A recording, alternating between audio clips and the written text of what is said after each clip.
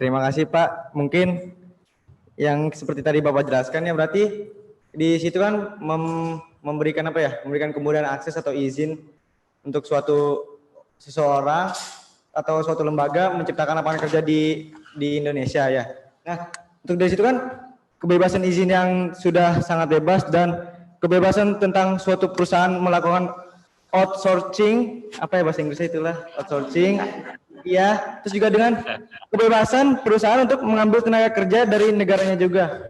Apakah itu akan menjamin bahwa pengangguran di Indonesia akan berkurang? Karena dari kebebasan itu kan mereka juga berhak, mereka juga bisa jadinya ngambil tenaga dari sana. Seperti yang sudah kita lihat sebelum-sebelumnya, seperti PLTU yang di mana itu yang menuai kontroversi Sulawesi Tenggara ya. Seperti itu juga kan, itu juga melanggar pasal. Iya, itu kan di situ kan ada tentang pelanggaran B3, itu kan pasal yang PPLH. Setiap orang yang tindakannya, usahanya dan atau kegiatannya menggunakan B3 menghasilkan dan atau mengelola limbah B3 dan atau yang menimbulkan ancaman serius terhadap lingkungan hidup bertanggung jawab mutlak atas kerugian yang terjadi tanpa perlu pembuktian unsur kesalahan. Nah, itu kan yang aslinya. Tapi di yang RUU Cipta Kerja ini kata-kata yang pembuktian unsur kesalahannya itu dihapuskan. Jadi misalnya kayak masyarakat adat sekitar wilayahnya dipakai oleh perusahaan untuk bikin PLTU misalnya. Nah, kan lingkungan sekitar terancam, terganggu. Tapi masyarakat sekitar tidak bisa mengadukan kalau tidak ada gimana ya? Kayak misalnya bukti alat penggusuran lahannya dan atau mereka megang suratnya.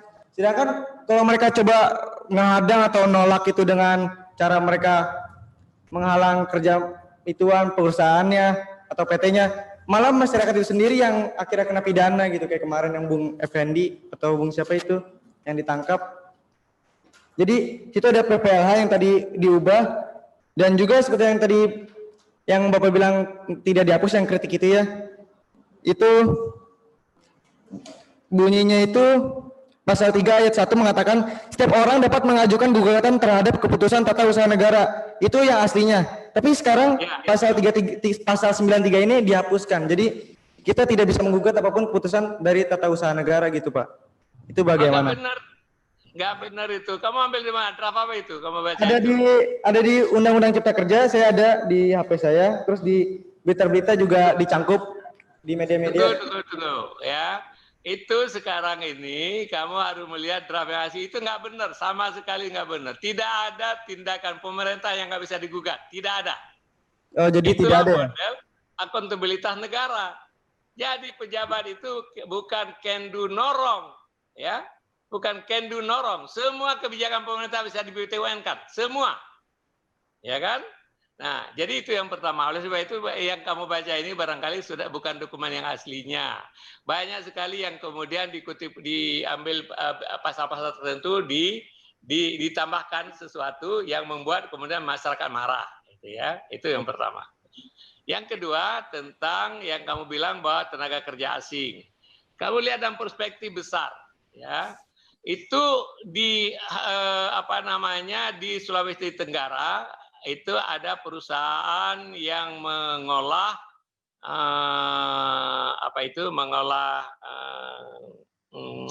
biji nikel, ya, nikel menjadi produk turunannya. Itu yang kemarin di demo orang karena ada 250 pengusaha tenaga kerja Cina datang untuk membuat pabrik. Karena pabrik itu semuanya adalah made in China. Perusahaan-perusahaan pabrik-pabrik Cina itu tidak ada tulisan bahasa Indonesianya, tidak ada tulisan bahasa Inggrisnya. Semua guidance manualnya dalam bahasa Cina. Pabrik ini belum ada di Indonesia, belum ada orang Indonesia yang bisa bikin. Oleh sebab itu dibawa 225 tenaga ahli untuk bikin pabrik itu. Tapi pada saat pembikinan pabrik itu mempekerjakan tenaga buruh kasar yang akan bikin pabrik sekitar lebih dari 1.000. Tapi setelah pabrik jadi nanti akan bekerjakan sekitar 18.000 tenaga kerja lokal. Jadi 225 orang asing bawa untuk bikin pabrik. Kemudian nanti kalau pabriknya jadi akan bekerjakan sekitar 18.000. Tapi kalau orang yang demo ya demo aja gitu loh. ya kan? Itu yang masalahnya. Jadi oleh sebab itu ada sekalian, dan perspektif yang lebih besar lagi kamu lihat. Sekarang tenaga kerja Cina di Indonesia tahu nggak berapa? Seluruh Indonesia. Cuma sekitar 78.000. Tahu nggak berapa tenaga kerja Indonesia di Malaysia? 2,2 juta. Tahu nggak berapa banyak tenaga kerja Indonesia di Cina? Lebih dari 140.000. Tahu nggak berapa banyak tenaga kerja kita di Hong Kong? Lebih dari 140.000. Tahu nggak berapa tenaga kerja kita di Saudi Arabia? Ya, itu juga hampir 1 juta. Jadi dalam perspektif itu, kenapa ada 78.000 tenaga Cina di Indonesia? Karena beberapa kompetensi tertentu belum siap kita. Ya, coba lihat dalam perspektif. Kalau orang kita sudah siap, orang-orang asing itu tidak akan bisa bersaing dalam negeri karena upahnya lebih mahal mereka daripada upah kita. Jadi coba bagaimana kalian lihat orang asing. Tahu nggak dulu di Bali, baru-baru Bali dibuka sebagai turis, itu nggak ada orang Bali yang bisa punya hotel, nggak ada. Nggak ada punya orang Bali yang punya travel bureau, tidak ada. Yang ada adalah orang asing atau orang-orang dari Jakarta yang datang ke Bali untuk mulai bisnis di Bali, ya kan? Tapi kemudian orang lokal mulai belajar. Hari ini hampir semua hotel-hotel yang kelas bahkan bintang 5 juga dan di bawah bintang 5 mayoritas dikuasai orang Bali. Biro jasa itu semua orang Bali, travel biro orang Bali, pembawa turis guide orang lokal, ya. Nah, itu contohnya. Oleh sebab itu, kita memerlukan kadang-kadang keahlian orang lain untuk kita belajar. Kalau kalian nggak mau belajar sama orang pinter, kalian nggak pernah pinter. Tahun 70, kita itu belum ada bankir lokal. Bankir lokal belum ada, tahun 70. Karena waktu itu, zaman Pak Soekarno, perbankan kita itu sangat tertinggal, ya kan? Kemudian setelah Pak Soeharto berkuasa, Pak Soeharto melalui ekonomi berkembang, maka bank mulai berkembang. Tapi bankir lokal nggak ada yang profesional, karena bankir lokal itu sangat terbatas waktu itu banknya. Maka dibiarkanlah bank-bank asing waktu itu.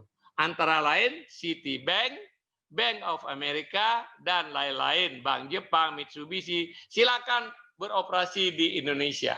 Ya, pada akhir tahun 60, awal tahun 70. Ya kan? Kemudian Citibank berkembang cepat karena belum ada saingannya. Karena berkembang cepat, dia memerlukan orang-orang lokal untuk dilatih, dididik. Dan akhirnya orang-orang kita menjadi jago perbankan. Mereka keluar dari bank, bikin bank sendiri. Ya kan? Kemudian akhirnya apa yang terjadi? Sekarang bank asing di Indonesia kalah bersaing semua sama Bank Mandiri, sama Bank BRI, Bank BNI, Bank BCA. Itu semua tenaganya adalah orang Indonesia yang telah belajar dari orang asing. Orang asing kita bisa belajar misalnya, bisa dengan sekolah ke luar negeri. Bisa yang paling mudah adalah kita undang orang luar negeri ke sini. Dan dia tidak akan tinggal di sini forever. Dia cari gaji aja di sini. Setelah itu dia pulang kembali ke negaranya. Atau kita kirim orang sekolah ke luar negeri. Saya dulu, Bu Rana dulu kita dikirimkan ke luar negeri. Itu juga salah satu. Tapi yang paling efektif adalah kalau misalnya bank asing tadi, Citibank itu ada di Indonesia. Sekarang kamu lihat nggak di mana ada Citibank? Kalah mereka dengan bank lokal. Bankir-bankir itu semua orang lokal yang punya kompetensi sebaik kompetensi orang Citibank. Jadi lihat tadi, think big, start small, move fast.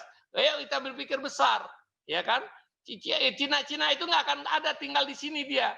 Nanti industri ini berkembang, semua industri itu akan dipegang oleh orang Indonesia. Sekarang industri apa yang orang Indonesia nggak bisa pegang? Itu Toyota yang bikin di sini Astra. Itu orang Jepangnya bisa dihitung jari. Dulu orang Jepang itu baru masuk ke Indonesia, mungkin mayoritas orang Jepang eksekutifnya. Sekarang semua direktur keuangannya tinggal orang Jepang di Astra. Selebihnya orang-orang Indonesia semua. Jadi adik-adik ya, Dimas, lihatlah perspektif jangka panjang. Kalau kamu menutup dirimu terhadap orang asing, maka kamu tidak akan pernah mendapatkan keahlian yang dimiliki oleh orang asing. Tahu nggak? Itu sekedar ingin menambahkan. Orang Amerika apa yang hebatnya? Ya, hebat Amerika karena dia terbuka. Maka kalau pergi kamu ke Amerika, hampir semua dirut perusahaan besar, Apple, Google, you name it, itu ada orang-orang India. Ya, perusahaan-perusahaan besar Amerika itu direksinya banyak sekali orang India, orang Cina, orang Korea. Orang Indonesia kurang, karena orang Indonesia itu orang mangan pokoknya ngumpul. Setelah keluar negeri jarang mau tinggal di luar negeri, kembali dia ke sini. Nah, karena mereka terbuka imigrasinya, maka Amerika ekonominya tidak ada yang bisa menyaingin. Sekarang Cina mulai menyaingin. Tapi sebelumnya karena kelebihan mereka dalam kebijakan imigrasi. Jadi adik sekalian, kalau misalnya seseorang datang kemari, dia bikin pabrik, pabrik itu mempekerjakan orang lokal, dia mendapatkan gaji katakanlah 100 juta, ya kan? Kemudian dilatih manajernya, dia latih mandornya, dia latih burunya, dia latih cara beroperasi yang baik, dan lain-lain. Semua orang ini bisa belajar. Nanti orang-orang kita ini sudah ahli, mereka itu akan mengambil alih. Apalagi ada kebijakan pemerintah bahwa industri yang sudah bisa dikuasai oleh dalam negeri tidak boleh lagi dikerjain oleh orang asing. Nah, mungkin kamu akan ngomong nanti, oh mau dibikin universitas asing di Indonesia. Ya kan? Itu memang akan ada dalam satu undang-undang Omnibus Law itu. Orang perusahaan asing, universitas asing nanti boleh buka di kawasan ekonomi khusus. Ya, mungkin ngomong, enak aja ini asing mau bikin universitas di sini dan macam-macam itu. Apa yang terjadi kalau seandainya universitas asing ada di Indonesia? Yang pertama adalah ratusan ribu, jutaan anak-anak Indonesia, orang-orang kaya sekarang sekolah di Australia, sekolah di Malaysia, sekolah ke Amerika, sekolah ke Inggris, sekolah ke Jepang dan sebagainya. Kalau yang mereka sekolah ke Australia apa? Monash misal, ke Monash. Ya kan? Nah, ini Monash datang ke Jakarta, bikin pabrik, bikin universitas misalnya di Jababeka. Yang pertama adalah anak-anak yang tadi pergi ke Monash atau yang akan pergi ke Monash, nggak perlu pergi ke Monash. Berapa banyak devisa yang kita selamatkan. Yang harusnya kita bayar ke Australia, sekarang uang dolar itu tidak perlu dipakai di dalam negeri. Itu yang pertama. Ya. Yang kedua, begitu Monash ada ke sini, maka anak-anak itu akan terjadi persaingan. Universitas kita akan meningkatkan kualitasnya supaya dia bisa bersaing. Kamu tahu nggak? Pertamina dulu, kalian ini muda-muda sekali. Waktu saya masih muda dulu, tahun 70, 80, 90, dulu penjual bensin satu-satunya Pertamina. Itu petugas pompa bensin Pertamina tahu nggak? Pakai baju kutang, kaos kutang, pakai handuk di sini yang sudah lecek, udah kotor, lap ini. Ngisi bensin. Kita minta bensin 10 liter, dia kasih 8 liter, 9 liter. Dan nggak ada pilihan lain Anda. Kemudian begitu kita biarkan Shell masuk, kita biarkan Petronas masuk, kita biarkan perusahaan apalagi Shell, Petronas, BP masuk, Pertamina memperbaiki diri. Hari ini Pertamina sama baik dengan Shell, bahkan Shell kalah. Dulu dia pikirkan Shell akan bisa bersaing di Indonesia, ternyata enggak. Karena kita buka Shell, pompa bensin Shell untuk menyaingi Pertamina supaya Pertamina memperbaiki diri. Sama seperti bank saya sebutkan tadi. Dulunya Citibank mendominasi perbankan kita. Bank Mandiri sekarang di mana-mana, BCA, BRI di seluruh Indonesia. Citibank nggak ada lagi, mungkin di Jakartanya Anda cari. Kalau punya kartu kredit Citibank sekarang setengah mati sulit. Dulu semua orang bangga dengan kartu kredit Citibank karena belum ada yang lokal. Jadi, Dimas, membangun negara ini kita perlu melihat dalam perspektif yang lebih luas dan dalam perspektif yang lebih panjang. Ya kan? Nah, tapi saya mengerti karena kamu baru kelas 1, baru semester pertama. Ya kan? Kalau begitu nanti kamu makin tinggi pendidikan dan melihat masalah secara holistik, kamu akan bisa mengerti. Saya bisa ngomong ini umur saya sudah 40 lebih soalnya. Ya, lebih tambah sendiri. Ya, kenapa saya bisa ngomong seperti ini? Waktu seumur kamu saya lebih bodoh dari kamu. Ya kan? Bayangkan dulu ya, saya waktu masih muda sampai ke Jakarta baru kuliah tingkat 1, saya bilang sama seseorang tokoh wartawan. Saya bilang, Pak, ini jalan macet. Padahal belum macet waktu itu. Padahal tahun 70 berapa? 77. Jalan Jakarta belum macet. Atau jalan belum lebar seperti sekarang. Udah mulai macet. Terus saya bilang, aduh Pak Nasruddin, ini jangan jalannya jangan macet. Supaya jangan macet. Udah tutup pabrik, ya pabrik mobil tutup. Kita impor aja mobil sedikit berapa perlu. Kalau misalnya macetnya bikin macet ini kita tutup pabrik mobil gitu. Itu saya pikir waktu itu, saya pikir saya udah hebat sekali memberikan nasihat advice dasar ekonomi kepada seorang tokoh gitu. Dia ketawa aja, ya kan? Beliau itu tahu bahwa biarkan aja kebodohan saya gitu loh. Nah, padahal kalau kita tahu bahwa pabrik mobil itu ada menciptakan lapangan kerja, kalau pabrik yang sudah besar kita ekspor kemana-mana.